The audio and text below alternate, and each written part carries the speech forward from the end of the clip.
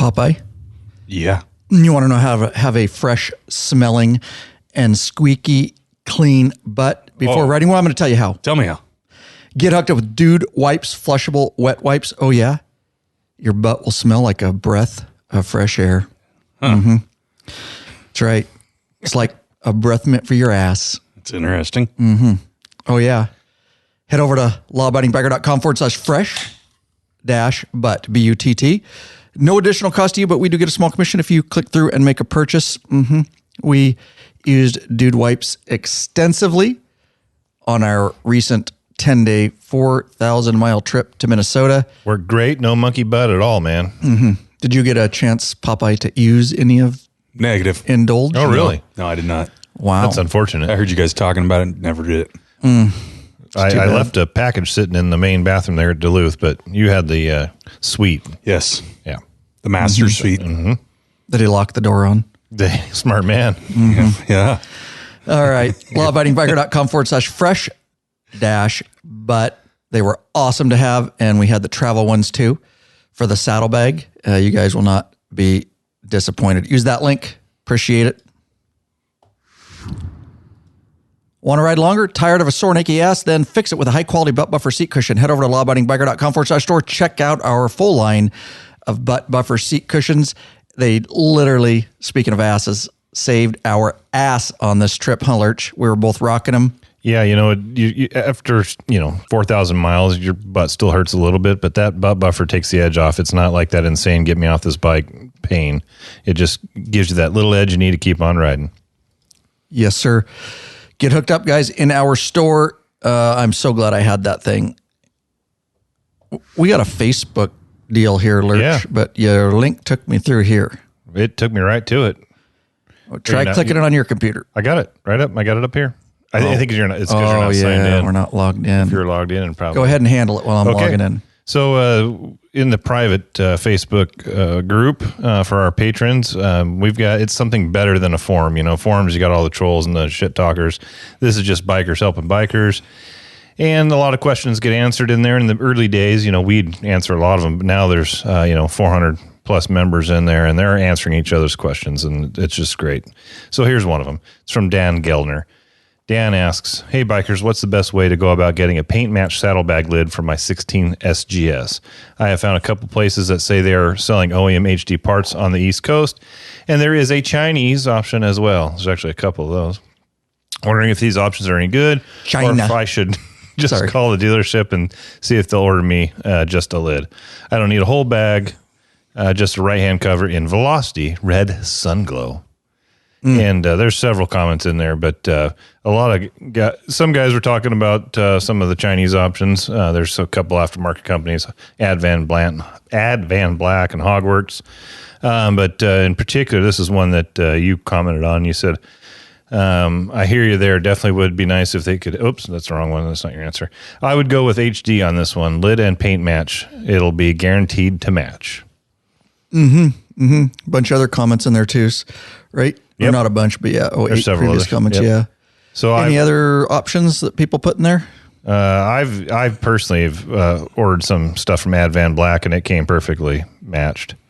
I've got the Superior Blue Road Glide, and I ordered a trunk from them, and it came perfectly matched. So they're an option. I will admit that the Ad Van Black and the Hogworks stuff is not quite the quality of the OEM parts, but it's damn close. So it's an option. If you want to save a few bucks, you can go with those. Otherwise, definitely go with the Harley. There you go. In that private Facebook group, patron member only Facebook group. If you're not in there, you are missing out. So here's the deal, Popeye. Mm-hmm. You're ready to go on a trip. I am. You're in the Law Abiding Biker store. Here I am. You see something. I need that in my life. I need it in my life. Mm-hmm. I got to get it. But you reach in your pockets, you pull them inside out, nothing but some lint and a penny. Son of a gun. What could I do? Well, it's no big deal now. You know why? Because we have shop pay installments integrated right into the Law Abiding Biker store. You can buy it. You could just push that buy button, Popeye, and you'd have the option, knowing you can pay in 4 equal payments, interest free.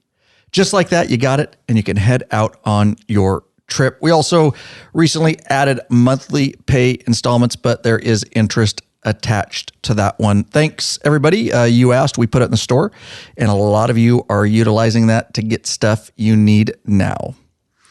Oh, yeah, once you have had Rick Rack, you'll never go back to Ultimate Motorcycle Luggage Rack Solution. Forget those messy straps and bungee cords. Go strapless with a Rick Rack Quick Attach Luggage System and Quality Bag. Head over to lawabidingbiker.com/store and get hooked up now. And Popeye and I and Mouse and others rocked the Rick Rack system. We just got back a day ago. We've had 1 day rest from our Minnesota trip, which, of course, is what this episode is about. But, yeah, couldn't have lived without the Rick Rack system. They're fantastic. Hey, Bikeaholics, 03D has a wide variety of innovative products for your Harley-Davidson. The brand new line for the all-new Honda Goldwing named Gold Strike.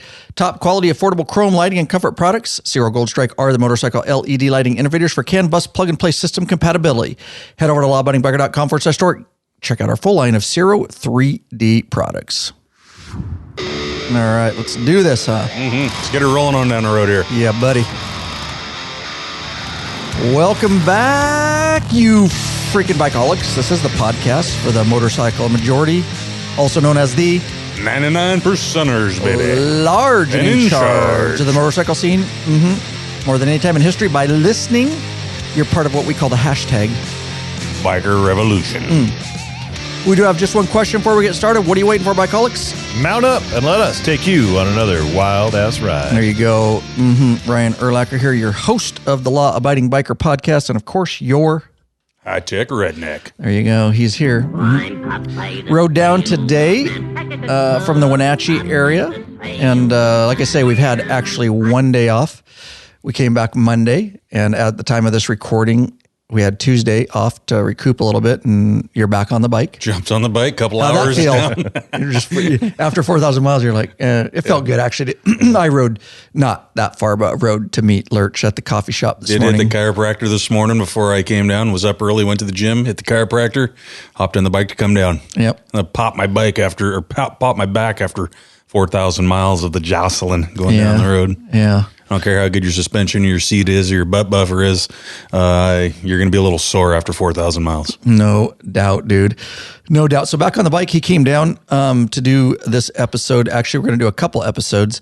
The main topic today is going to be all about our Sworn Few Motorcycle Club summer trip and club meetup. We went as far as Duluth, Minnesota.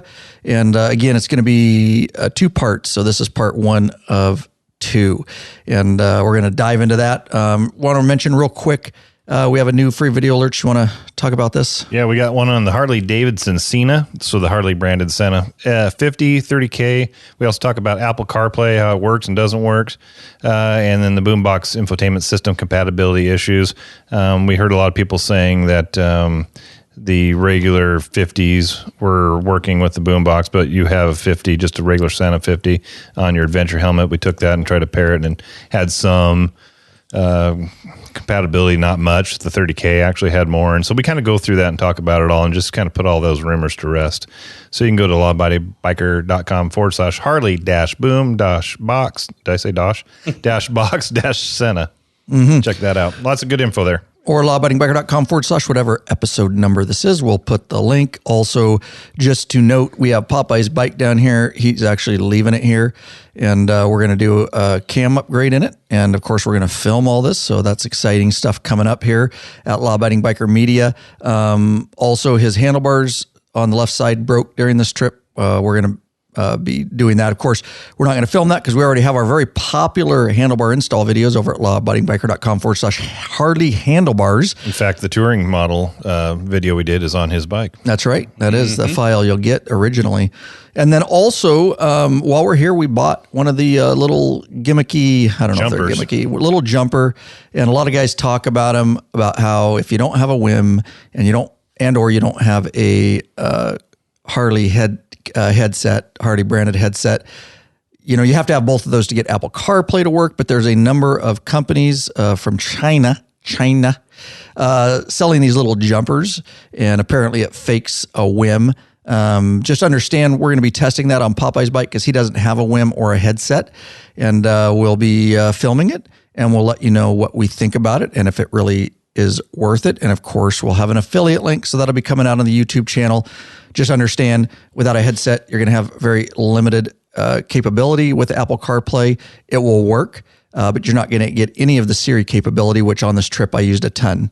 Just asking it to call people, to take me to certain pay, to text my wife back. And without a headset and a mic, yeah, you'll see Apple CarPlay in your maps, but you're going to have limited abilities just with a jumper. But we will test that. We bought one. Was it $20 or something? Yeah. Amazon's got several different ones on there, and they're anywhere from $15 to $19. Just depends on if you want it Prime or next day, that kind of stuff. And while Ryan's in the back doing all this techie shit, I'm up leading, and I'll get a call from him. Like, oh, you missed that turn back there. You missed that turn.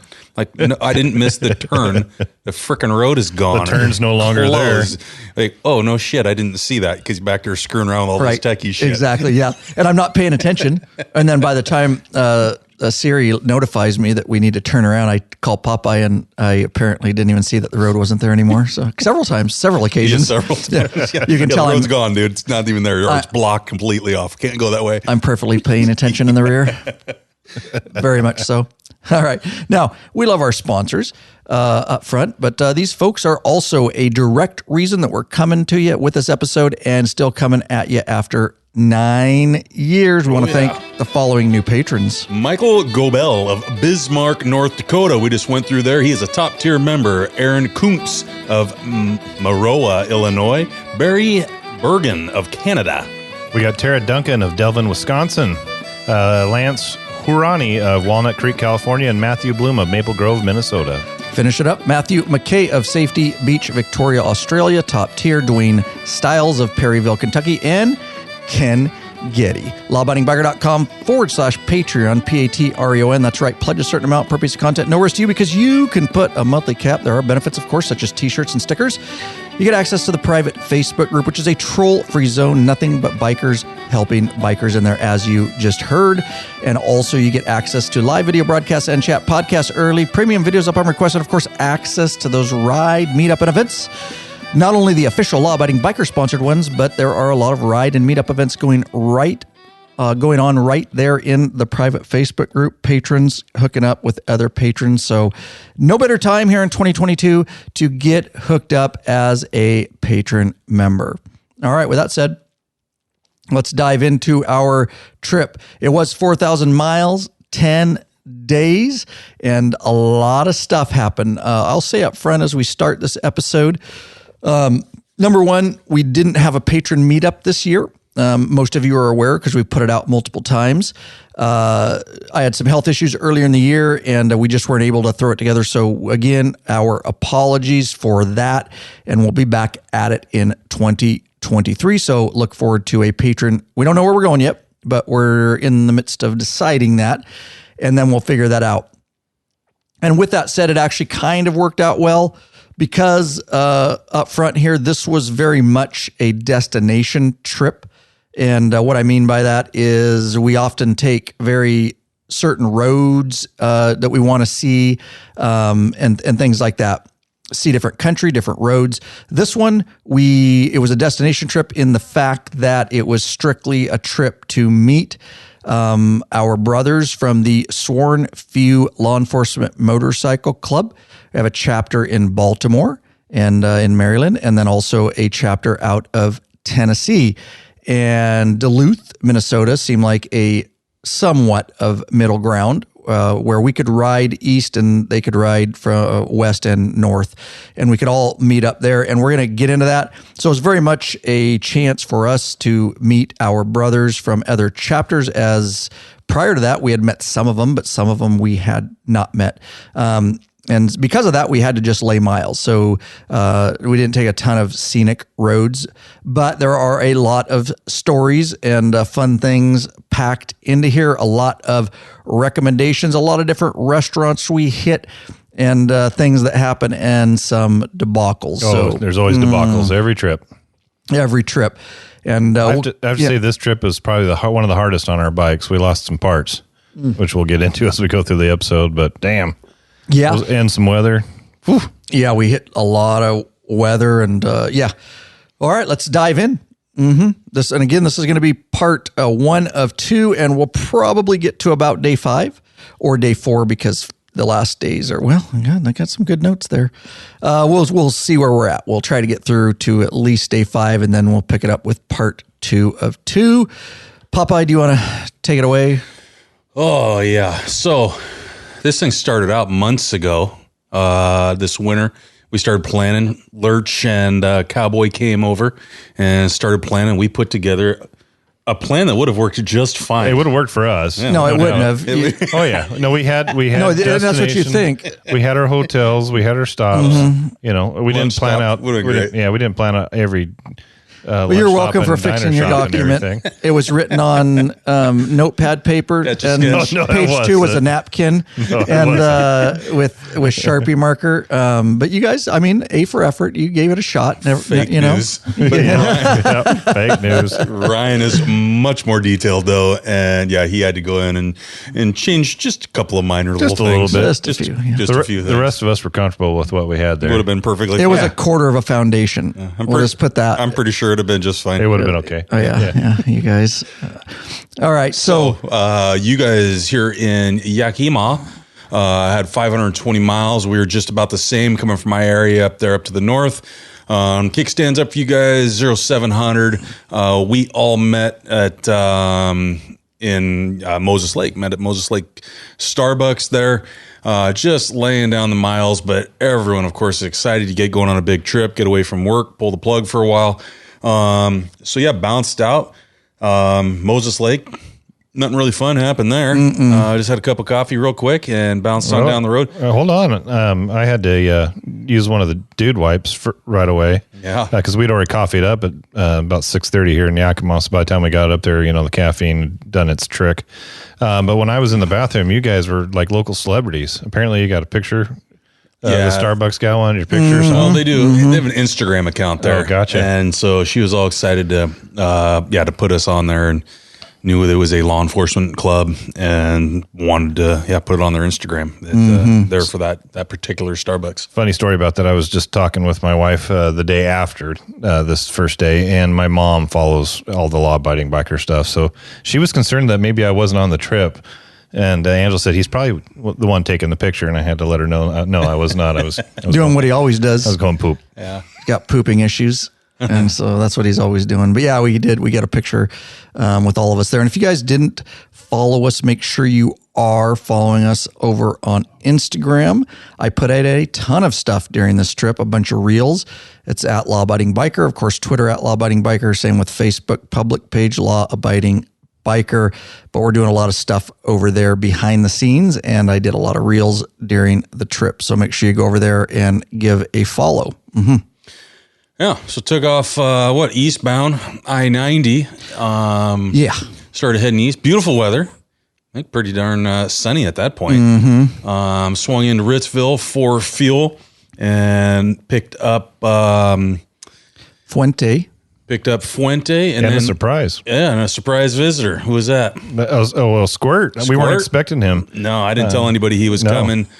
He switched departments, and so he's got weeks and weeks of training that he has to go to before he can even start the FTO process. So since he went to a new place, he didn't have any vacation time and couldn't ride, but he's got the weekends off currently while he's in that training status. So at least he rode for the first part of the day with us before turning around. He had Father's Day, he had some stuff going on the next day, and so he ended up turning around. But great weather turned to shit real quick.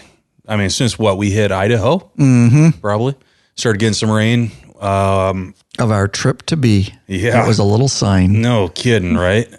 This is the worst weather trip that we've had. We've been pretty lucky over the years. This trip, the worst weather that we've seen. We've hit a day or a few hours of rain, but yeah, this was multiple days, multiple times, and then it'd come, and then it would leave, and then it'd come, and it was kind of back and forth all the damn time of whether it was raining or whether it was nice. And our ultimate destination was heading to lunch, and that was in Wallace, Idaho. Yeah, neat little town. Yeah, it is a cool little town. I mean, real throwback. It's got all like brick buildings and whatnot there. Old mining town. Yeah, and it's right off of 90, but you wouldn't really feel 90 is there. It just really feels like you're kind of fly over it, don't you? Yeah. On I-90, if I remember right. It's kind of elevated. Fly over, and the town's just to the south. Yeah, tucked down down kind of below the main highway there. So kind of nice. But we were going to go to Wallace Brewery, which was shut. No, it wasn't shut down. Sorry, they did not have food. You could bring food that's right. in, but we just decided to say hell with it. And we ended up going to the 313 Club for lunch there in town, which is right next door. What did you guys think of that? I thought it was pretty good. They actually served the brewery. There's beer in there. So I made sure to get, I think I got a hazy most likely or some type of IPA. It was pretty good. Yeah, not too bad a beer there. Yeah, food was good. I can't complain about it. Town was cool. Yeah. It let up on the rain just a little bit, but there were still a lot of really cool clouds overhanging the backdrop and the mountains. And I'll just say I got some great drone shots. I got a text to 911, kind of get your butt out here and run some interference quick, because one of the townies found Ryan flying his drone. He had dropped his kids off to go wander down to they had some kind of little fair thing going on, and he was just chattering Ryan up one side and down the other, so I had to come running interference to talk to him. Nice. Happens often. Got in the way of my beverage, but gotta do what I gotta do. Yeah. I'm out there working by myself anyway. So. When the boss calls, I gotta get That's up. right. It's happening. The COO's got to get there. That's That's right. So I didn't mention up front, yes, of course, during this trip, we filmed a complete documentary with all the things that you've come to expect from law-abiding biker media. So there will be a documentary film at some point put out on this. I'm still working on last year's West Coast documentary.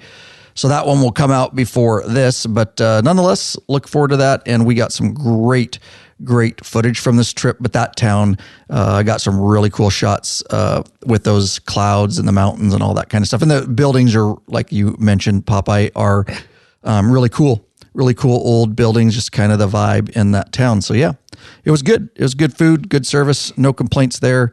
Throttle down from there, right? Yeah, I just got back on the highway and started laying down miles. And guys, I guess thought that I didn't get to see it because I'm up front, but you guys riding in the back got to see that these people thought that you got points for hitting cones. Yeah. Several times. It was ridiculous. And I've never seen anybody on all of our trips. Yeah. Even Kansas City, remember how many construction we went through across 94 and all that, dude? Not one person, but this trip was just like, yeah, it was weird. I was like, man, that was really close. He almost hit that one. Bang. Oh, you hit that one. It was a debacle. The orange, we Jeff hit one. lovingly refer to them as donkey dicks, but the orange pylon, Candles. They call them candles. Yeah, there you go. Yeah.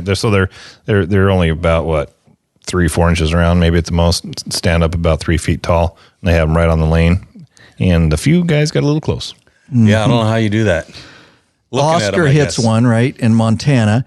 He broke off his interfering piece. Yeah, it's and fun. Is had to order a new one, right? There's Brand new bike. Yeah, a couple pieces. There's the grill on the front that protects the radiator. That came off. And He then slapped the shit out of that dude. and then there's on the back, there's a little cover that came off where you can put speakers in. That makes sense on those lower fairings. But I was literally right behind him, dude. Yeah. I was crying in my helmet. I saw you go you're like, yeah. I was like, oh my God, I was crying because he was just all over the place. He just whack, and just comes back in my lane. I'm like, holy shit, how did you even do that? Yeah, dude, that woke me up. I was laughing my ass off at Justin.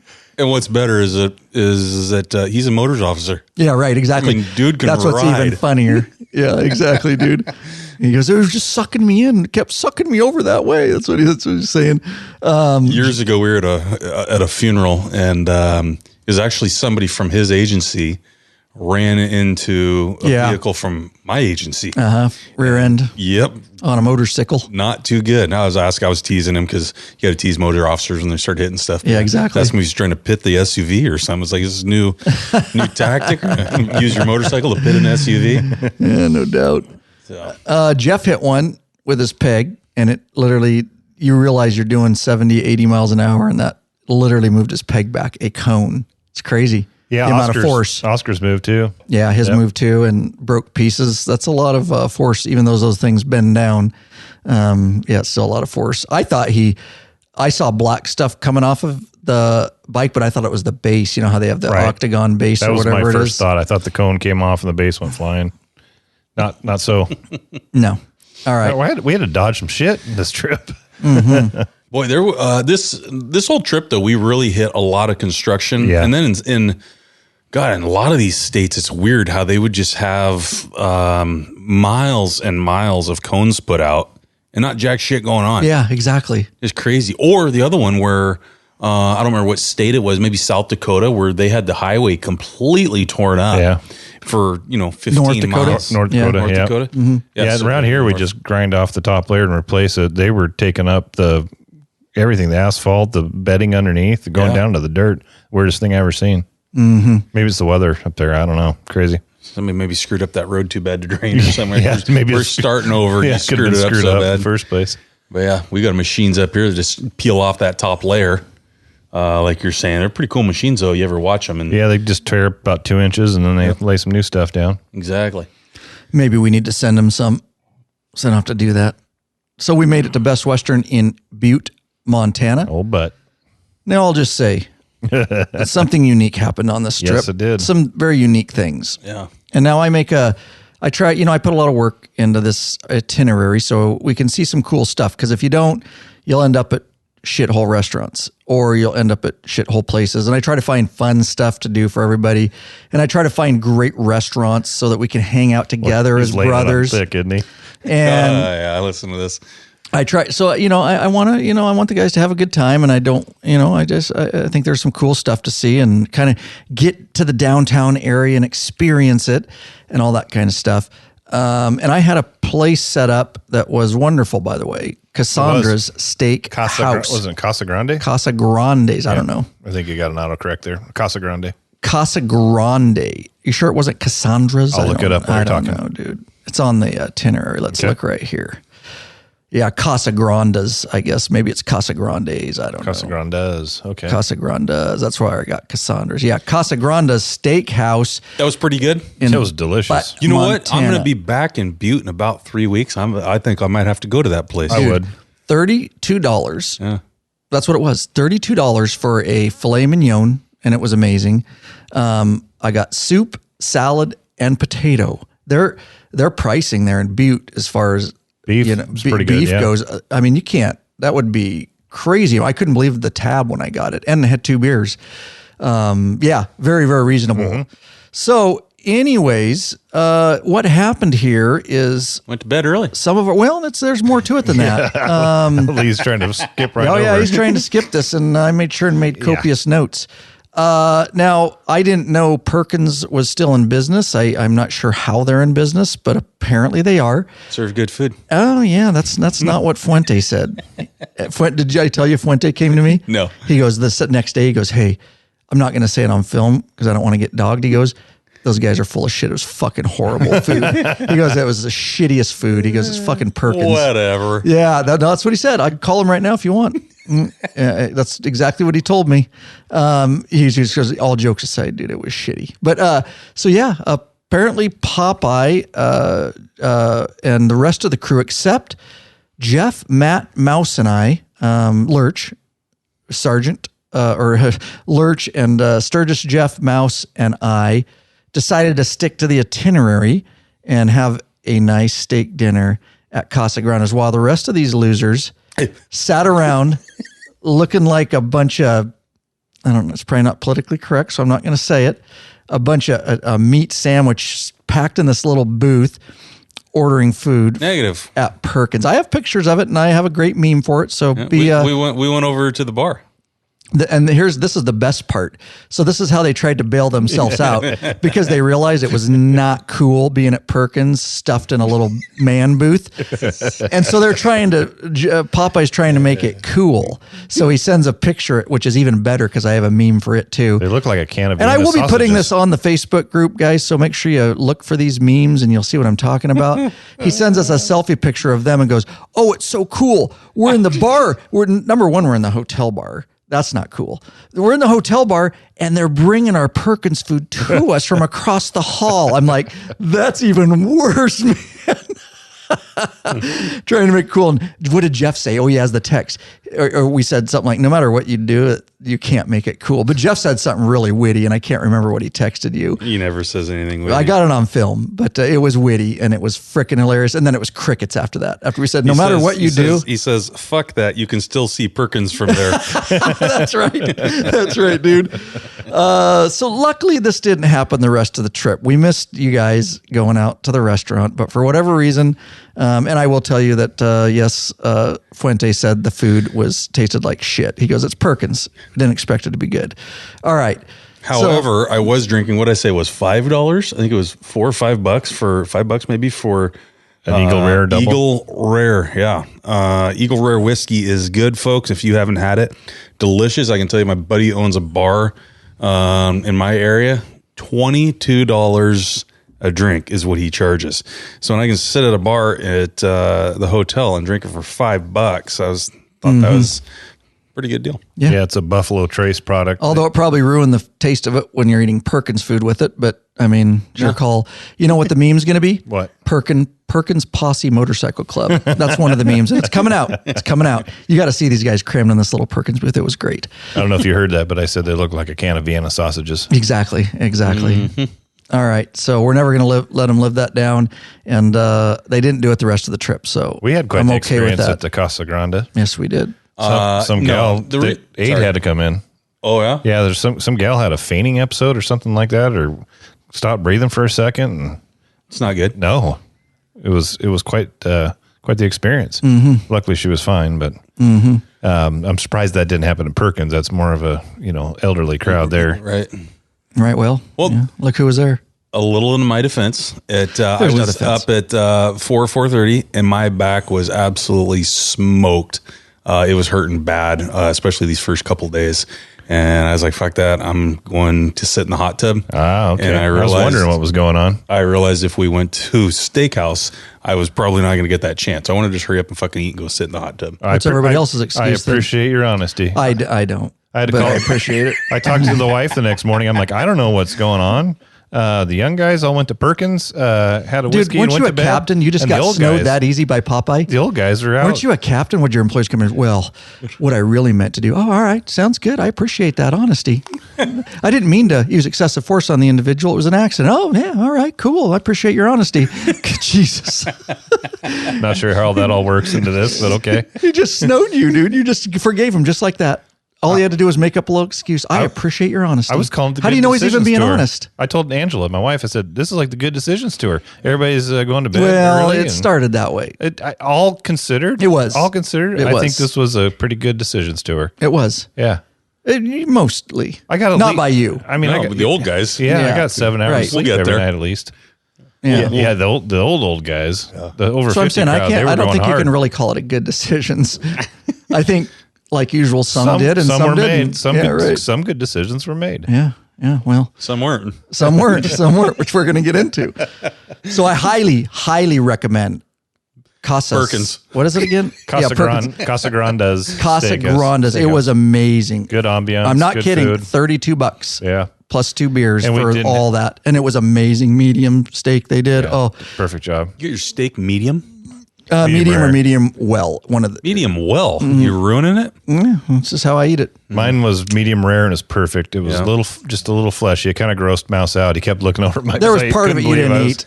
Well, there was a little bit of sinew and some fat that I didn't eat, but most of it I ate. Yeah, Mouse was grossing out, dude. It was all bloody. Yeah. I said, oh, that's nothing. That's nothing. Yeah. Lurch had an autopsy on his plate. But knock off its horns and hooves, wipe its dirty ass, and bring it on out. That's right. So that's it. That's we were in bed at a decent time. We actually didn't stay at the restaurant too long, and everybody. We went back and had whiskey at the parking lot with Jeff and I think Mouse, and smoked a cigar, and we were in bed by 11, I believe. You don't remember what happened at the hotel? No, apparently not. I'm laying in bed. It's like 9:30 or something. Oh, that's we were looking for him. I forgot about that on my notes. Yeah, Sturgis Jeff frickin' texts me, and he's like, "Hey, what room are you in, or what room or something like that?" And I told him, I just typed back, we're not rooming together. Yeah, right. We're not rooming together. None of your business. None of your business, because I know he's coming to fuck with me. I'm like, Yeah. we're not rooming together. And said something like, said something else like he knows or something like that. And I'm like, don't worry about it. Don't worry. Yeah. Yeah, don't worry about it. And so then I can hear you guys talking outside there, because I heard you guys talking out there, and I'm like, oh, they're looking for me. You guys had the general idea of where our room was, but just didn't want to start knocking on doors. Yeah. So I heard you guys out there, and so I told Fuente the same thing. I'm like, he starts texting you to tell him to go screw himself. And so let you guys carry on for a little bit out there, and then You're with Fuente. Fuente. You roomed We're with rooming Fuente together. this trip. Yeah. Yeah. So let you guys sit there and be out there. I could hear you recording, and then pretty soon I just was like, screw it, let's go out there and dick with them, open the door and my skivvies. And Yep. Come right out in the hall. down. God damn it, trying to sleep in here. Smelled like sex in that room too. It did too, dude. It did. Yeah, that was hilarious. Came out and both of them in their skivvies yelling at us about quiet. Now I'm sure other people were like, "Oh shit, there's going to be a fight in the hall." You know what I mean? If you were anybody Sure. else, you'd be like, I think there's something's going down there. So yeah, reasonable time, and yeah, let's do this real quick, and then we'll get fire right up with day 2. Somebody want to handle this? Hey, bikeaholics searching for new and exciting motorcycle products? Zero 3D has the products you dream about for your bike. Check out their wide variety of innovative products for Harley-Davidson Honda Gold Wing motorcycles. Zero 3D's got your back with chrome and black parts, lighting, and other comfort products. No modifying, cutting, grinding, or welding for an easy installation that equals less time installing and more time riding. That's right. Zero 3D has a design team of riders with over 40 years of experience with a passion for design and innovation. Zero Gold Strike are the motorcycle LED lighting innovators for CAN bus plug-and-play system compatibility. They pride themselves on great customer service. Yes, they do. Got a question? Get in touch with them via email at sales@zero3d.com or give them a call at 715-808-0027. Check out your local Harley or Honda dealership and ask for Zero or Gold Strike products. Parts, same thing. Yeah. A new leader has emerged, so check out Zero 3D's custom line of Gold Strike products for the all-new, jeez Louise, I'm butchering that one. It's a long one. Yeah, custom line of, let's try that again. A new leader has emerged, so check out Zero 3D's custom line of Gold Strike products for the all-new Honda Gold Wings. Better yet, help support us and head over to lawabidingbiker.com/store and check out our full line of Zero 3D products. There you go. All right. Day 2, we're diving into it. So day 2 up at Butte, Montana, looking at to Bismark, North Dakota, this is one of our longer days, 9 hours saddle time, 640 miles, kickstands up, 0730 hours, bombing east. Oh, be careful. But you start saying that shit, you get kicked out of Facebook. Oh, yeah. Oh, yeah. Who was that? Matt Haywood got put in Facebook jail for saying bomb. No, it was Instagrams, wasn't it? Facebook. Oh, was it Facebook? Yeah. And he got in trouble not long ago for saying he was going to beat somebody home. Yep. The bots got their keywords. Yep. Can't say beat or bomb, apparently. Yeah, the bots grab it. He could argue it, but if you care. So I'm bombing home from Yakima. Yep. Yeah, I saw that. I was like, oh my God, dude. How'd you go? Yeah. Facebook jail. Facebook jail. Yep. So we started out the day great. Butte, again, headed to Bismark, North Dakota. More cone debackles. Yeah. Because Squid decided this day that he would hit 2 cones. You thought it was with his left saddlebag. I thought it was, but actually it was his foot peg. I think it hit the bag too, though. He broke parts too, didn't he? Well, definitely knocked it loose. Later on in the trip, he had to find some Loctite to keep his bolt from backing out on that. That's right. So I don't know if that completely cured the issue or not, but it definitely stopped it from coming loose. I'll see your 1 cone Oscar and Sturgis Jeff, and I'll fucking hit 2 of them, huh? Yeah, right. Yeah, I'll one up you. That's 2. That's 2 right there. Yeah, you saw it, huh? Yeah, what I saw is it hit his. To me, from my view, it looked like it hit his saddlebag, but he's got the crash bars on front of his saddlebag. And lowers, right? And lowers. So it definitely hit it. No doubt it hit the highway peg because that spun around, but I think it slapped off of his guard for his saddlebag too. And we have no clue why.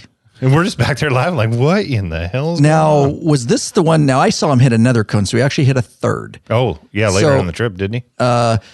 Was that later? I forget, but I'll talk about it now since we're talking Okay, about squid sure. hitting cones. But we came up and they were narrowing us down to one lane. Well, one of the donkey dicks was kind out of a in little our bit. lane. Is this the one you were talking No, about? this is not Okay. the one I'm talking about. That you remember this one? Yes, I do. Oh yeah. And he freaking tagged that thing. And I saw it. I'm like, what the hell? Well, he tagged it and it jammed over into my lane. Yep. So I had to jam left. And now I'm doing a weave through the cones because there was saw- another one coming. yeah, I did. And I weaved through one Yep. cone. I weaved through it. And then I got back in my lane. Dude, I was like, geez. You had to go dude. in the closed lane for I a had to second. go in the closed lane for a second to Yep. weave through it, dude. I was like, oh my God.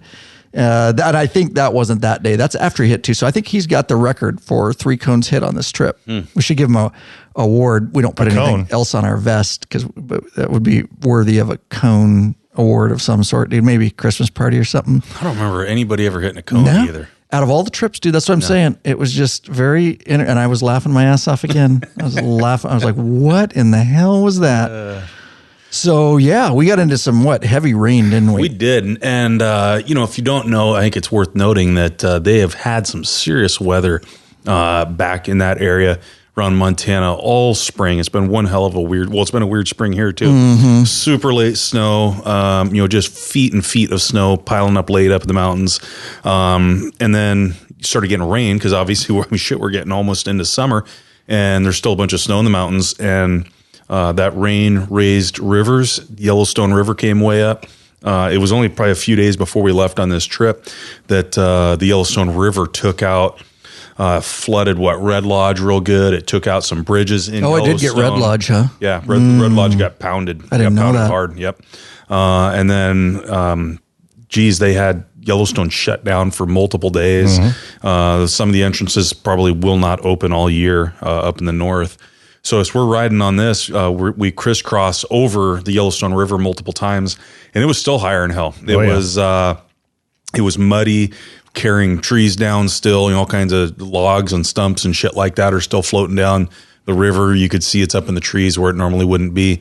And all that to say, they're still getting weather because we were coming east of Bozeman, right now about where we were, and somewhere between Bozeman and Huntley. Yeah, and it had started raining on us a little bit, so we had stopped. I don't remember where we put rain gear on, but we checked the. I think Squid actually called me, and he's like, "Hey, dude, we're gonna get wet." It looked like it too ahead. Yeah, It was dark. so pulled over, geared up, got ready for it, and then so between Bozeman and Huntley, we started getting pretty much a downpour.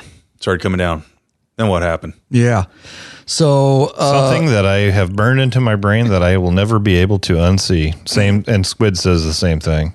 yeah, me too. So everybody was running the left lane, and I was GoProing with my. I think I had a cup. Well, no, I thought I had my helmet one on, but I didn't. I looked at the crash bar footage. Anyways, I grabbed the right lane because I wanted to get out and show some of this for the documentary film of how hard it was raining. And we couldn't see real well just because it was raining so hard. The shields, of course, your helmet. It was really shitty, and there was traffic, and completely my fault. And I'll explain that in a minute. But in the right lane is where most of the trucks run. And you guys all know they gouge out and they push the concrete down. It creates a little curve for their tires. You've all been in them, and it throws you around a little bit. Well, A groove, tire groove. tire groove. You can see it on my crash bar when I review the footage, but I hit that, and we were probably doing 70, and probably shouldn't have been doing 70 in the rain. Probably fine. Probably fine. And I suddenly didn't even know what happened. I thought I hit an oil slick. What happened is I actually started hydroplaning. I've never hydroplaned on a motorcycle. And I wasn't turning, it was straight, but immediately when I started hydroplaning, my bike went out and fishtailed to the right, and I'll let Lurch explain here in a moment, because he was behind me. And I felt it go, and I was actually prepared just to go down with it, low side. As it started coming back around to the left, I thought I was going to go down low side, and I can't believe it didn't. And by the grace of God, it went around again. I think it did it 4 times, back and forth. And I let off the throttle knowing not to brake. It happened really quick. but I just basically started counter steering just like you would in a car. Why it didn't go all the way around, I still, like I say, the grace of God was looking over me, and I was able to eventually slow enough to get the back end back in line and slow down enough not to be hydroplaning, and or looks like on the video I came out of the trough a bit. But by all means, should have went down and it wouldn't have been good. It was at 70 and there was traffic behind us. Scared the shit out of me, and 100% my fault because I didn't do good surface appraisal, and I get very comfortable on motorcycles. I think all of us, it's like an extension of me, and I don't fear them. And, being a motors officer and trainer, I just guess you get very, very comfortable. And this was a slap in the face and a reminder that weird shit can happen like that. And probably to slow the frick down in rain would have solved hydroplaning issues. Yeah, both Squid and I had a very similar experience when we talked about it later. We were just behind you and to your left. And once we saw you start to fishtail, we both were grabbing brakes and slowing down, figuring we'd have to pull over for you because it looked like you were going to go down. The first time you went out of alignment, it was maybe, I don't know, 15, 20 degrees, and then you went back the other way and it got a little bit more. It felt like it was getting worse. It was getting worse. So you went from maybe 15 to 20 degrees to damn near 45 at one point. The last one was about 45. So I figured when you came back around, you're going to be, that fifth one was going to be too big of a swing and you're going to low side. But it looked like you just either got out of the trough or got some traction, and that instead of going all the way past being aligned, it just kind of grabbed and you straightened out. Did it grab hard when you finally gained traction, or did it just kind of slowly slipped in? Huh? Just slowly slipped in and brought it back. I can't believe it because I don't either. I relived it. The last one was so far out that I can't believe that it didn't swing even farther to the left, because you went to the right and then you came back and it just grabbed. Yep. I figured you're going to come back to the left and it was going to be too much, and either you're going to high side or low side it. Yeah. I pooped a little bit. Yeah. And that's a tough one, like you're talking about with the speed, because we were still going pretty quick. And, we started staggering ourselves. I was pretty much either riding on the fog line because we're in the left lane. I'm either riding on the fog line trying to get out in the tire swath, as we call it. Right. Trying to get out of that tire swath, or I was riding right on the center. So on the kind of the cap of the road there, because it gets beat down, obviously, like you were just talking about on each side, right, causing the tire swaths. And so I was just trying to stay out of those and cruise along pretty good. And so that's always a tough one when you're up front, is like, how much do you slow? Because the speed limit probably was 70 or 80, I'd have to imagine. I can't remember for sure. But it's raining hard. But the other problem is you slow too much, and then you still got trucks that are hauling ass, or regular traffic hauling ass, and they don't see you as well, and you get ran over by cars going too slow. So that's a tough one up front to decide, what is a good speed. Yeah. And remember, the guys up front can see a little better because we're not, we're getting the rain and the mist from everybody else's bikes. And it was just raining hard. And I was in the right lane getting from other traffic plus the rain. And again, completely my fault. Just wasn't looking at the road close enough or anticipating. And I take it as a slap in the face and a learning experience. Just like anything, you get very, very comfortable. And, and you don't think about it anymore. So anyways, I didn't go down. I was very happy to continue the trip, because it would have not been good. No. Not been good. And said a lot of thank you prayers on that one. So, we hit, Huntley. Went to Cowboys Bar. Cool little place. I mean, Huntley is extremely small little town from what we saw of it. Yeah. And Cowboys Bar was a nice place. Looked newer. It's right on the river. It was really raining like a mother when we got there, wasn't it? Really cool place right on the river. But raining hard. In fact, we all kept our helmets and rain gear and all the shit on. Just wanted to get out of it. Walked into the place and we started peeling off all of our rain gear and helmets and stuff once we got into the restaurant. And then we just kind of all started taking up the extra tables that obviously weren't being used, so we could dry our shit out and just get it laid out. And the other thing about this was, like I was talking earlier about the river being so high, they had all kinds of logs and stumps and all kinds of shit right up to their back patio. And so we asked the lady how high it got. She said it didn't get into the restaurant, but they sandbagged all around the restaurant. It was basically up into the parking lot. Kind of got into town a little bit. It sounds like, went down the main street or something there. But it stopped from getting in the restaurant, which is amazing because the restaurant is basically at the same level as everything else. So those sandbags literally kept it from coming in, just that extra foot or whatever that they were able to gain.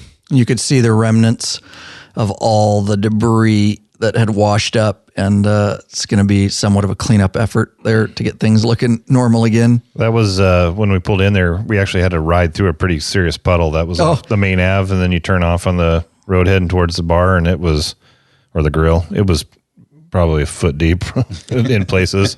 Yeah. I got that on video. Oh, it's good. Pretty cool. Everybody hammering through that, trying to just get to the place so we could get out of the rain. Yeah. Good little place, like Popeye says.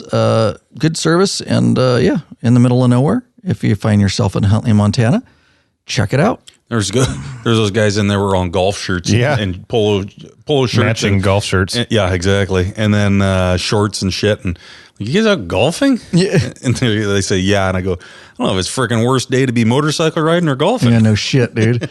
Well, they weren't either. They came in, right? Yeah, they were trying to get out of the rain too. I think they told the wives they were going golfing because they were all dry. Yeah, right. Going golfing at the bar. Yeah. Yeah. So we got in late. It was a long day, again, 640 miles, a lot of it in the rain. I think we got in at 8:15 p.m., whereas we lost an hour. Mm-hmm. Yep, lost an hour going into Bismark, North Dakota, or somewhere in Montana. You lose it, right? Somewhere in Montana. Yeah, eastern Montana. This is a really cool place, and I had this on the agenda. We didn't go to the hotel because it was late. We went straight to the restaurant. Everybody was tired, I know, but it was a cool experience. And if you get a chance, I highly recommend Sicky's Garage. Great ambiance, service, and food. Of course, all these restaurants will be on the documentary film, so you can get a look at them. But this one was really, what would you call it? Just an older diner style vibe. With cars and different signs, and I got the history of it. Talking with the one of the waitresses, the older gal that came over and chatted with us there towards the end. Did you get an interview with her? I don't recall. That'd be a negative. I don't know. Anyways, the story was there was a guy that used to make there were a bunch of guys that rode motorcycles, a bunch of friends, and the guy was retired, and he would always have cookouts and burgers and what kind of stuff, and his garage was the hangout. And apparently in that area, if you're playing hooky from work and calling in sick, they call it a sickie. And so that garage, that hangout place, became Sicky's Garage. That's cool. And then over time, it developed. And I think they got 2 or 3 restaurants now, she was saying, around. There's, in fact, one in Vegas, because apparently the guys like to party, so they put one in Vegas. Neat place, though. Yeah, very motorcycle car themed. Lots of good beers. And the burgers were good. Good burger. I had Nashville hot chicken sandwich. Yeah, I did too. I had a chicken sandwich, yeah. It's good stuff. We had a waitress who worked for a local task force, law enforcement task force there. And she said this is her 3rd job, as she was an analyst for the task force. Took good care of us. It was a great place. A wonderful subscriber, whom I cannot remember the name, but it's on film, happened to be in the restaurant and saw us come in, and was with his wife and friend, and was nice enough to give a shout out and say hi. So that was cool. Got to meet another biker that enjoys our YouTube channel. Again, I can't remember the name, and I did not put it in the notes. If you're listening, thank you for taking the time. Yeah, the other thing about that is that so we went from this hellacious freaking storm, right, rainstorm, to we pulled into Sicky's. It was like 97 degrees. Yeah. And we were all sweating our asses off by the time we pulled into there. That's right. A little change in weather. Yeah. But from one to the other, that's how this trip was. That's what you get on a trip. But you know what? If you use good equipment and use stuff that keeps you dry, that always helps. That makes it more enjoyable. And if you've got good products to use to pack your stuff up, keep them dry, it might help you go down the road and keep it all organized. What would be a good example of that, Ryan? I'd say probably a Rick Rack system quality bag. Oh, yeah. Because they have a very nice rain cover that comes with it, and we definitely utilized those. Are you searching for the easiest and quickest attachable luggage system for your motorcycle? Rick Rack has just what you're looking for. Forget all those frustrating straps and bungee cords that can come loose and slap your paint. Slap your paint. Check out one of Rick Rack's awesome quick attach strapless luggage rack systems. His father sent him to design something really special. Can't find it anywhere else. Yep. And these guys ride, so they truly understand the needs of bikers. The Rick Rack quick attach system is strong, durable, and secure with a lockable system. Also, check out their full line of quality touring bags to accompany your quick detach system. Once you use Rick Rack, you'll never go back. What are you waiting for, bikeaholics? Head over to the Law-Abiding Biker store and check out our full line of Rick Rack systems and bags. The one that Popeye and I were rocking is our newest edition, and it is the bag actually has rollers on it and a handle, just like a carry-on luggage, and the rack goes on that. You can literally have it off in, I think it took me like 10 seconds, 10, 20 seconds max to take off, put on when you get to your hotel and when you need to leave in the morning. And it's a really nice quality roller bag with a rain cover. And if you order from the Law-Abiding Biker store, we have them in stock ready to ship to you.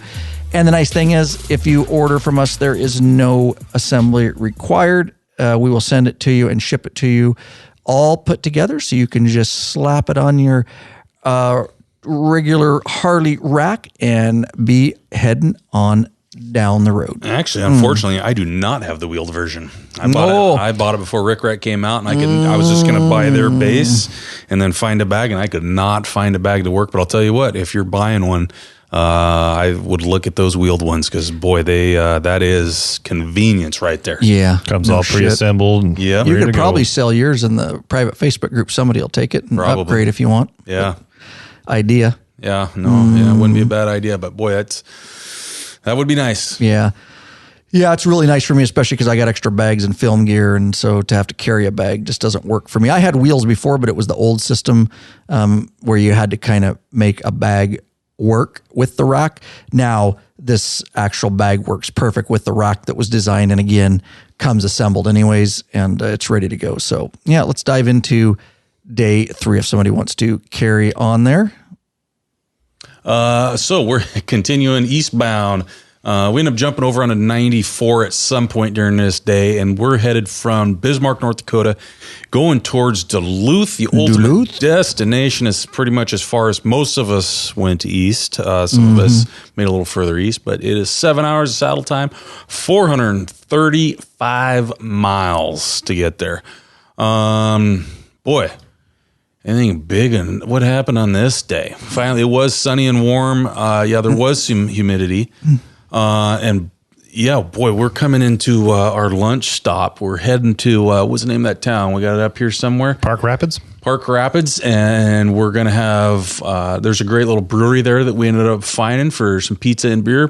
But before we get there, I mean, we're close, and we're heading east, heading westbound. And just as he passes, he is almost even with me. He's probably still just a hair in and you're in left track. I'm in, left track. It was only one lane each way at that point. Yeah, but you're in the left track because you're riding two abreast, sorry, right? Yes. Yeah, right. Riding two abreast. I'm in the left track. And so I said, heading east, truck going west, and he blows one of his rear tires out. Holy hell. One of the loudest things I've ever had go off next to my ear, because my ear was ringing the rest of the day. Scared the shit out of me. I got a little bit of tire shrapnel coming off from that blown tire. Of course, it took me just a half a second to realize what happened, and then my big concern was, where did all the other tire shrapnel go? Because it barely got me. I was worried about it flying off, because that's something that'll kill people. Right. You get a big slab of that coming off. Oh. Sometimes they completely peel. Just 70 miles an hour. Yeah, 70 miles an hour. He's doing 70. We're doing 70, and hit somebody. And so I immediately start looking in my mirror, and then end up just kind of turn around my seat a bit and look over my shoulder and give a thumbs up. I can see we have everybody, but from the back, everybody in the group all at once gives a thumbs up. It was kind of a cool little thing, because everybody knew, obviously, I was concerned up front. Everybody the whole way up, thumbs up, and all right, I guess we're good. And so we took back off. So how did it look from the back? It was a bomb going off. A lot of it went straight up in the air. And we, for the most part, I don't know if you got any. Oh, I got shrapnel right in the helmet. I think I got some, a little bit hit my bike, but I just ducked down, tucked my head, and a lot of it just went over the top of us. But yeah, it looked like a bomb went off. It was shit going loud everywhere. It was really loud, and I didn't realize what happened. I got shrapnel, and then as we passed, I looked in my mirror real quick, and I saw his tire just clang, clang against the trailer, you know. I realized, because I couldn't figure out what the explosion was at first. I thought his trailer blew up or something. I was like, what the frick, man? So, it was good that large chunk, that nobody went down on that. No kidding. Yeah, so that was another close one there. We had the hydroplaning in the weather there, in the rain, many cones hit, and cones hit. Shit, got lucky. A few lucky spots there. Because they're looking at the cones. By the way, I tell them that if you look at the cones, you're going to hit them, you morons. It's head and eyes. Do not look at the cones. Peripheral vision. Yes. All right. So we continued on, and then we went to Revel Brewery. Like I said, mostly pizza is what they've got. I thought the pizza was actually really good. Yeah, it was decent for there. Absolutely. And the beer was cold and good. And at that point, it was probably 95 degrees out. So a cold beer or two was delicious. Mm-hmm. Nice and satisfying. You guys got anything else for that stop? No, quiet little place. Yeah. Quiet little place. Fairly popular, though. There's a lot of cars parked. There was kind of because there's a lot of lakes around that area. It seems like a popular place. Kind of remind me of like Chelan a little bit, you know, with the downtown and the shops and all that. Yep. Definitely looks like a place that people from around travel to enjoy the water and the lakes. So we continued on into Duluth and got to our VRBO right around 5. This is something that apparently we did okay because we didn't get yelled at by Ryan. So we picked it stayed on the itinerary. Yeah, it stayed on the itinerary and got a good spot. We had a great VRBO. Oh, yeah. It was 3,500, 4,000 square feet, something like that. It was big. It was probably 6 bedrooms or something. And then about 15 miles north of the city limits of Duluth. Yeah, so it was out in the country. Yep. And we're only probably 15 to 20 minutes outside of Duluth. Mm-hmm. Totally quiet out there.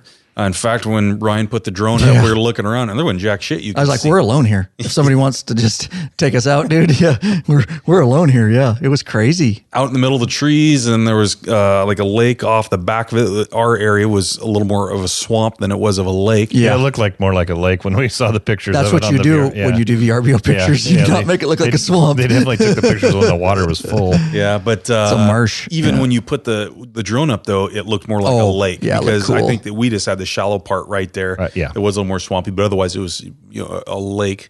I mean, Minnesota, the land of 10,000 lakes, what they call it, right? And they're everywhere there. They just are, they're everywhere. So like I said, probably 3,500, 4,000 square feet, something like that. It was pretty nice because everybody had a bed there. 9 beds. Yeah, 9. It's crazy. Yep, 9 beds. We had the young guy on a couch. Fuente hit the couch downstairs, but at least he had some padding. Mm-hmm. But it had a pull out if he wanted to pull it out. So the couch was more comfortable, he said. Yeah. 20 acres. Yep, on 20 acres. Nobody around.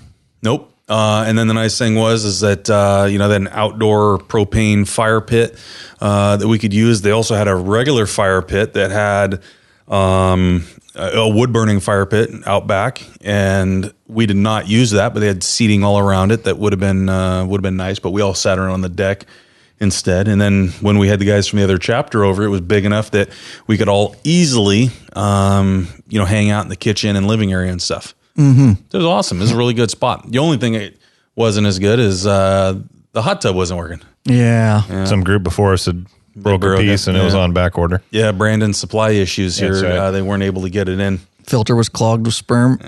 Filters are on back order. Just saying. So couldn't get anything in. Couldn't get in there. Couldn't get in the hot tub, but it is what it is. It was a nice place. Yep. We were living large. Now, before we got to our VRBO, or after we got to our VRBO, this is kind of where the midpoint was to meet up with our Maryland and Tennessee chapter. The Maryland guys got there. The Tennessee guys didn't get till the next day, but we headed down. Now, originally, I had this plan to go to Big Daddy's Burgers, which has a food challenge because we had Oscar with us. Big Daddy's Burgers was closed. And so my backup was Gonk's Grill. Shout out to Chris Lezak. patron member who lives over in the Minnesota area. I believe it was Gronk's, just to be Gronk's Grill. And there's a food challenge there. But so the way Duluth is set up is you head into Duluth and then you cross Lake Superior. What a messed up freaking deal that was. Was it the first time going over there that second I got time. Second time and I got all because the night up? before I led, just because I had Gronk's in my thing. And we went over that bridge. But yeah, the second day, the GPS was screwing us all up. Yeah, we went up to dinner. Yep. That's right. Went up to dinner. Place was closed. And then me and you were up front leading over. Yep. And so Google took us Exactly. the correct way. There was a bunch of road construction, and I think at least one of the major ways to get across the water there was shut down. And our ride planner would just take us in circles, whereas Google seemed to know what was going on, got us there a little quicker.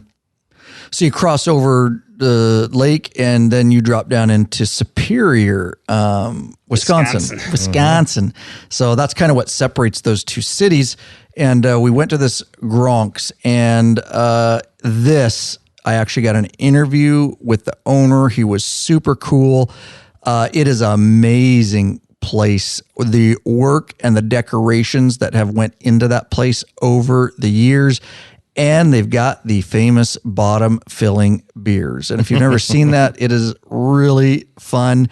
And in fact, they were so nice there that they let Popeye, and it's on film, it will be in the documentary, they let Popeye behind the bar, both of us, so that I could film him actually pouring a beer. When I say pour, I mean bottom filling a beer. It's they're special cups. If you've never seen it, apparently there's another one in Vegas or something.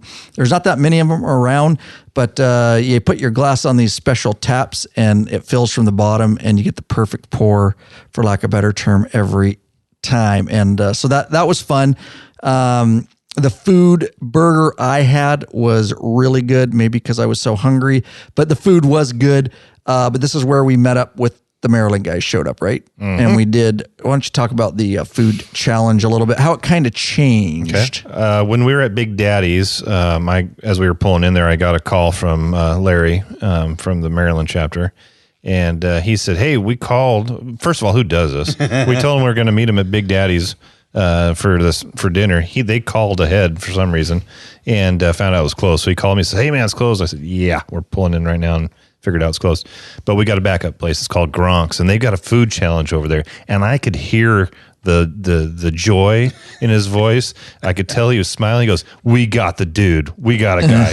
I said, it's like a 6-pound burger. He goes, order him 2. And so we got to Gronk's and came in there, and we got... This is the first time we met any of the Maryland guys in person, by the way. I've spent hours on the phone with Larry as we went through yeah, he's a talker. He'll we got admit to bust his balls. Yeah, when the phone rings and says Larry on there, I tell my wife I'll be back. It's at least a half hour to an hour. But it's good conversation. It's easy conversation. I love talking with him. But anyways, we were going to meet him over there, and he says he got the guy, and I said it's like a 6-pound one. Or we talked about that.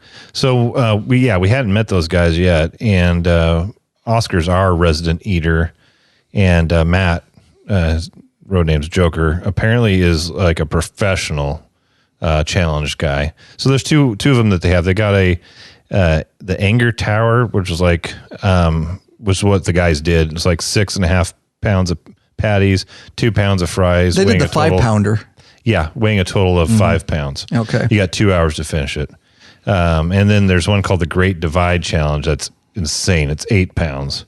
So and they have their original was a pound, right? That's not on their website. No, I he said remember it you used to telling be. me it used to be a pound. And so the owner was wanting me to he's like, don't hurt your friends. Just get them the pound one. like, no, these dudes can eat. Well, and Oscar was all in on that, but then Joker came in and upped the game conversation while I wasn't there. I was so glad they dove in. Yeah. And Larry was like, a pound? He's not even going to be filled up after that. He's like, he's going to still That's be an appetizer. Yeah, exactly.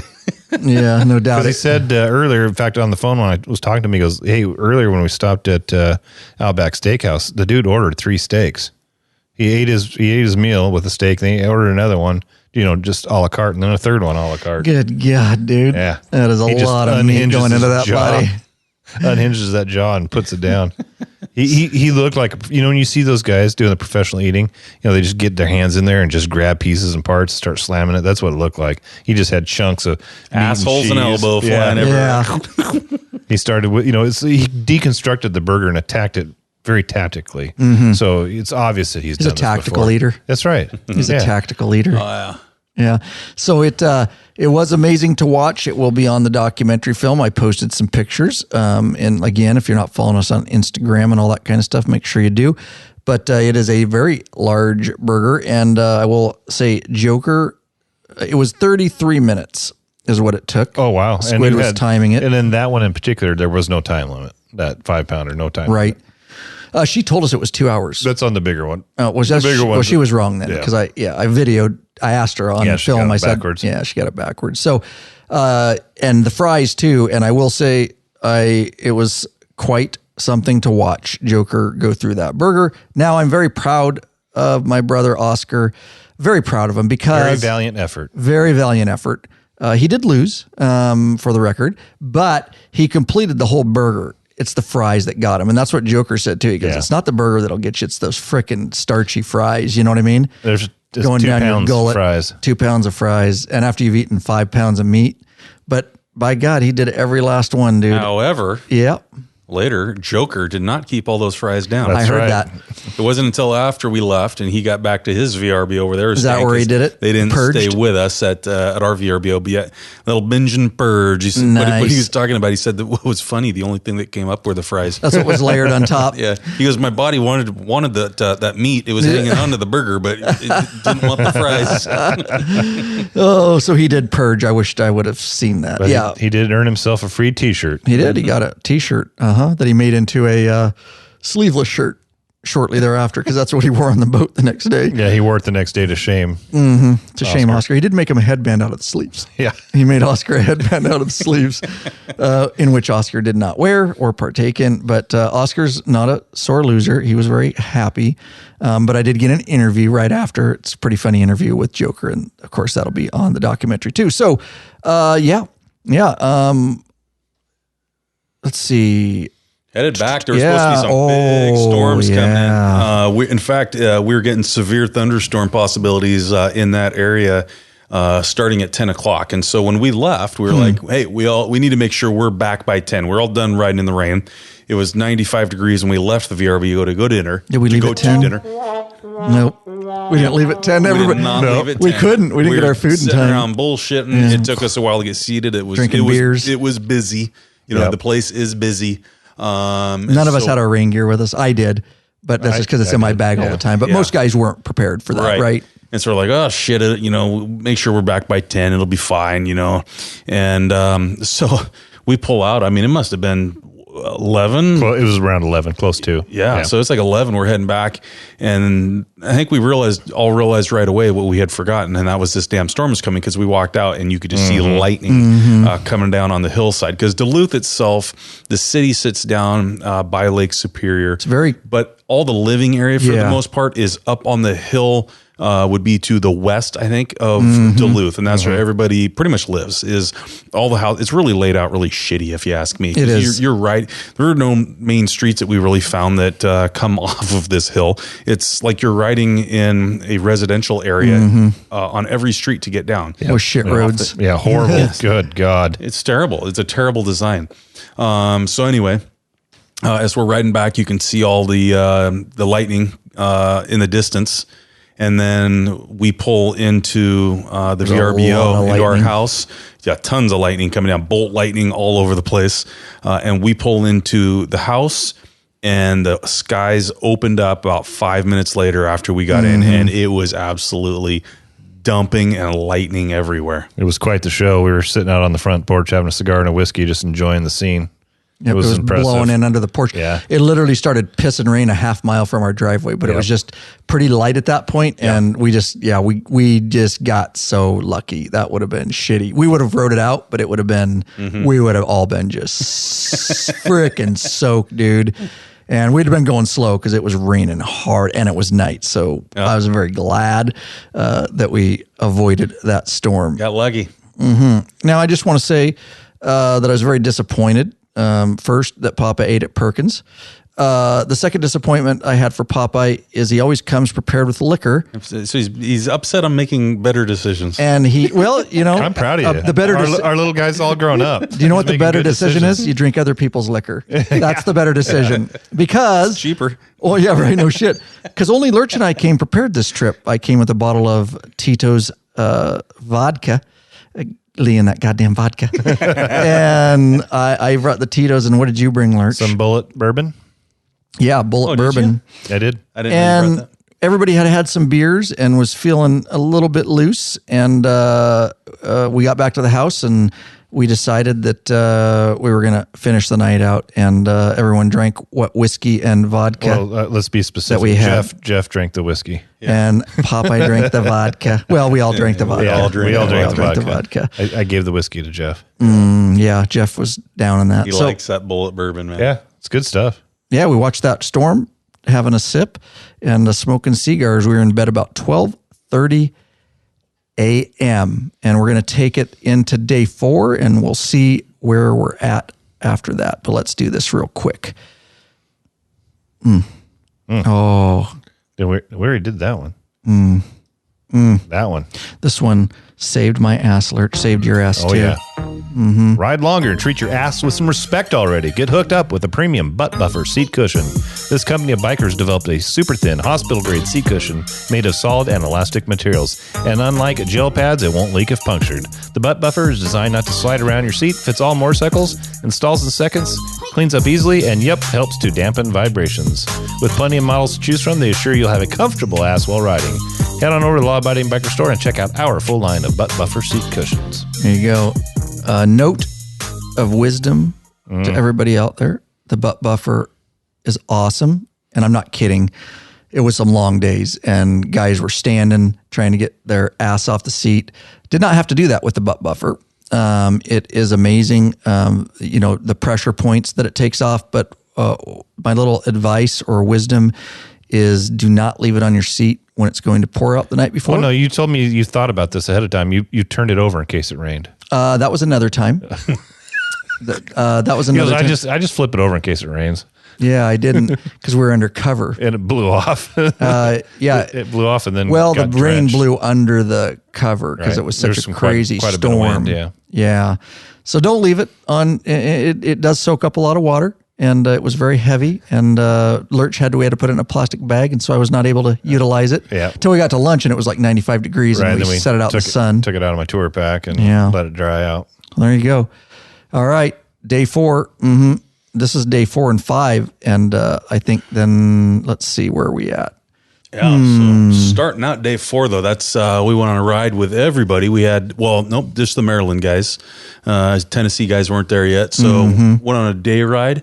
And this is the one where I started getting pissed off, getting out of Duluth, because Harley Ride Planner is telling me to take this exit, and the exit does not exist.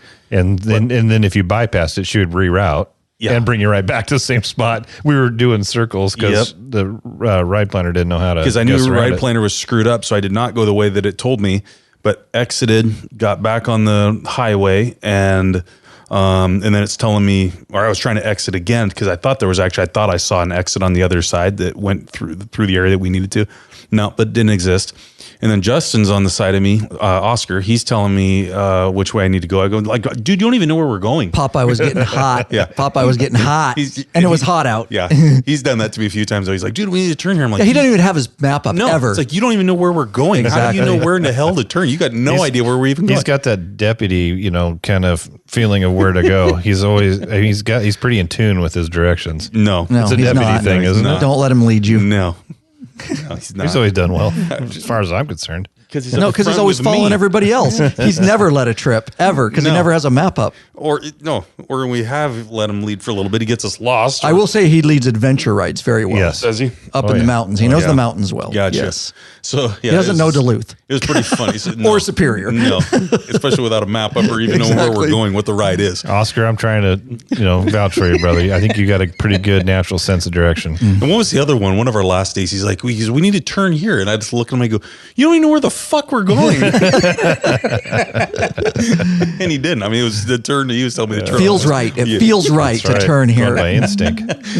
And then then I've got like Matt and Ryan calling me, and they're like, "Yeah, we need to turn." No shit. Yeah, I could tell you were not happy. Dude, I'm not trying to give you a bad time. I'm just trying to help. No, we never hack on you because No, our map's doing the same thing. I was trying to work it out, you know? And then, because I'm trying to figure it out. Working with my phone, trying to get ride planner, but what I got to pay attention going through construction, make sure I don't hit something. Yeah, right.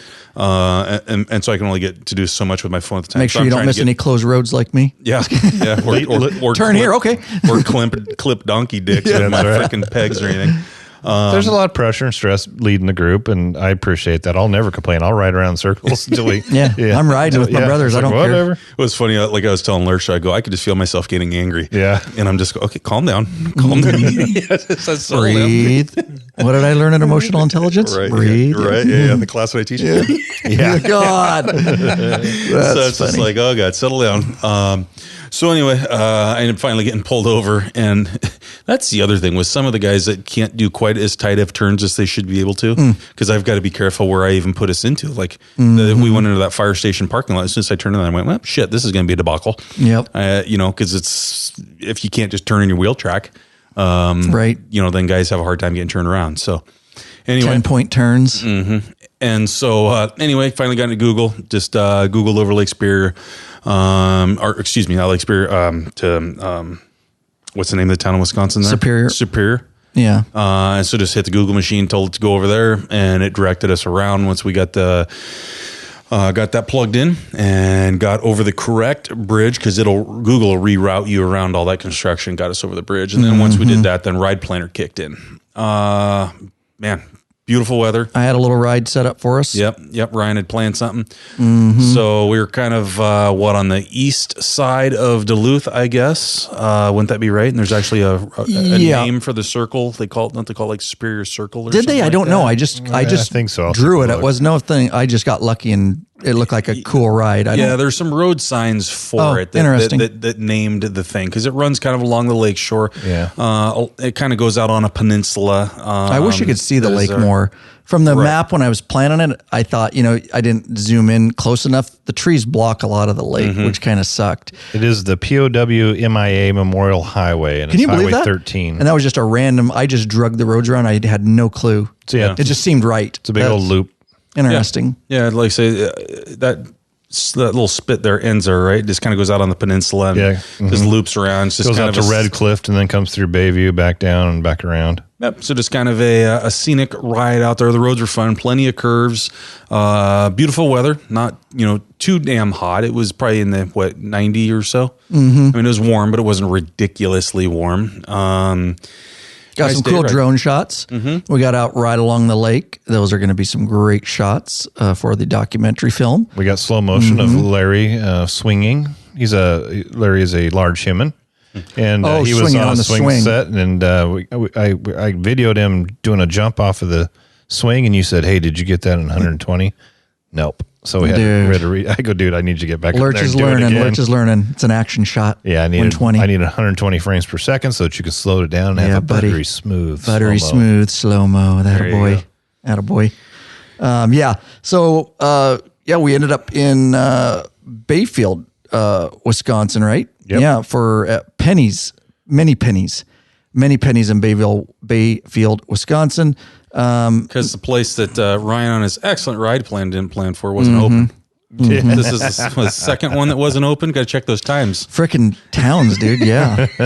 Frickin' towns. Yeah, I think there was a brewery or something we were going to go to, and it just didn't open yet. Yeah. Yep. So, I went to Moneypenny, and then, what the hell? Are your phone ringing or something?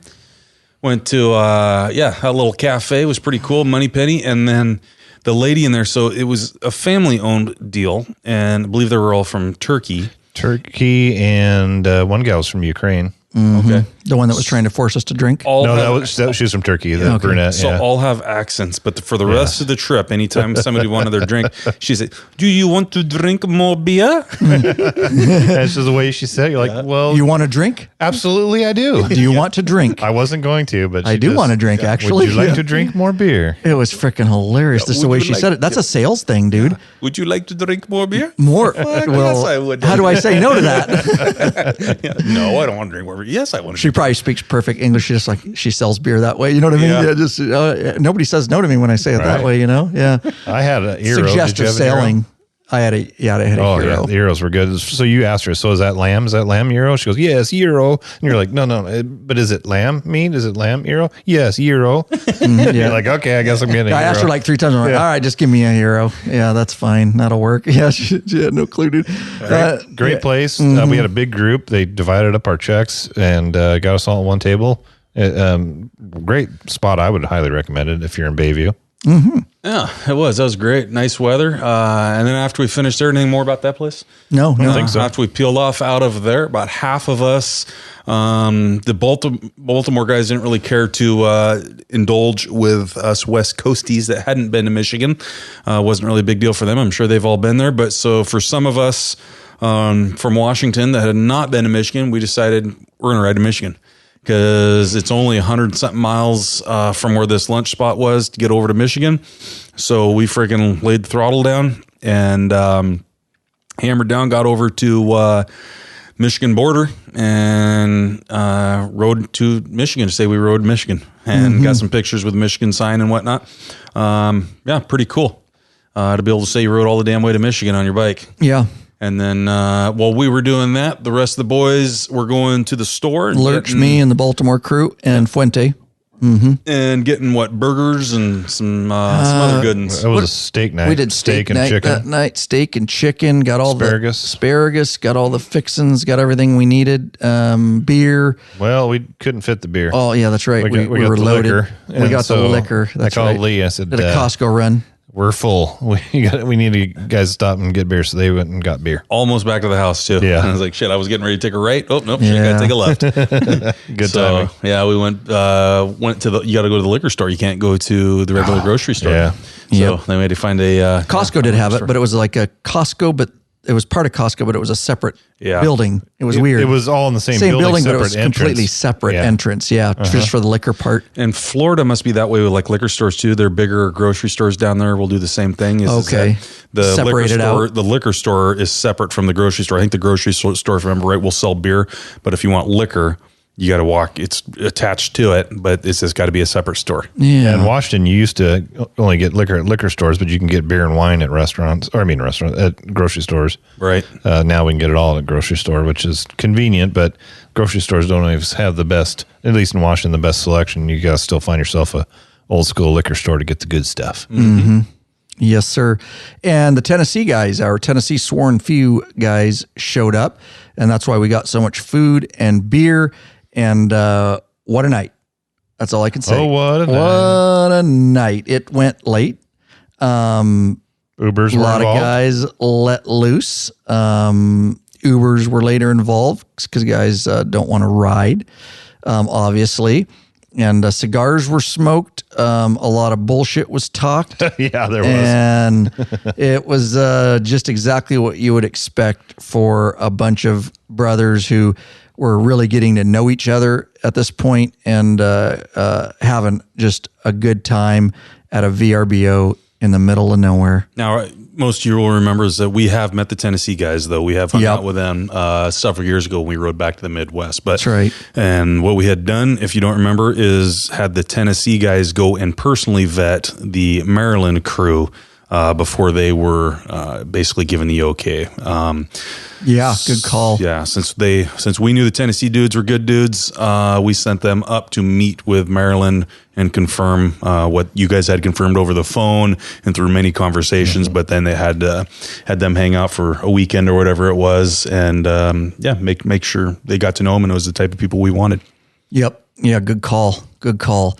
So, we love our patron members. We want you to become a patron member. We want you to be involved. We want you in the private Facebook group, all that stuff. We want to give you benefits. But hey, if the only way you can support us right now, or the way you want to support us is through a flat donation. We never balk at a flat donation. We want to thank the following people, Popeye. Oh, yeah. We want to thank Carl Scholl Sr. of Jacksonville, Florida. We want to thank Joe Rametta of El Cajon, California. Cajones. No, it's Cajon.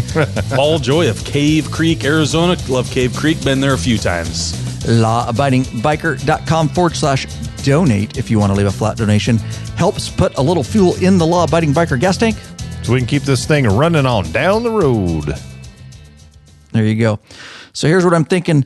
We're through to day 5, right? That was day 5. And was that day 5 or was that day 4? Something. That was day. It was one of those days. It was day 4 because it was a free day. I think that's a good spot. Yeah. Yep. Part 2 of 2.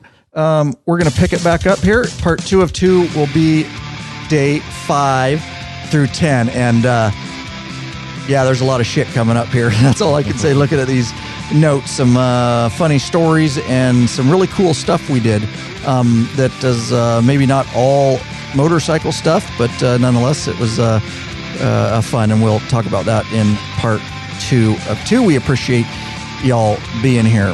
What shall we do for a call to action, Lurch? I think we should give a little shout out to our Amazon link. Yeah, go for it. You know, everybody shops on Amazon. If you're like me, you got about 10 packages delivered while you were gone on your trip, and your wife sent you pictures of them and said, "We need to have a little talk when you get back. You've got a problem, sir." So it doesn't cost you anything extra, but you can go to lawabidingbiker.com/Amazon. That takes you right to the Amazon page. Puts a little affiliate information in there. Bookmark that thing and just name it Lab Amazon, whatever you want. And then every time you go through and shop on Amazon, we get a little taste. There you go. That's right. No additional cost to you, but we do get a small kickback if you purchase items. It doesn't matter what you purchase. And you can also, at any time, go over to lawabidingbiker.com/banners. That's BANNERS. All of our affiliate banners are over there, including JMP Cycles, Revzilla, Amazon, and more. And yeah, once you go to those, like Lurch says, bookmark them. And you could just, whenever you go to Amazon, just use that bookmark, and it will have in secret code our affiliate link. And yeah, we really, really appreciate that. It's just another way that you can help us out and doesn't cost you a thing. So thanks for so much, guys, for being here. And hey, if you can't, financially or whatever, you can't help us, well, at least get over and rate the podcast, guys. iTunes, Stitcher Radio, over at Spotify. We're on everywhere. Give us a 5-star rating so more bikers around the world can find us and join this thing we call the Biker Revolution. There you go. See you guys on part 2 of 2. It's going to be a lot of fun.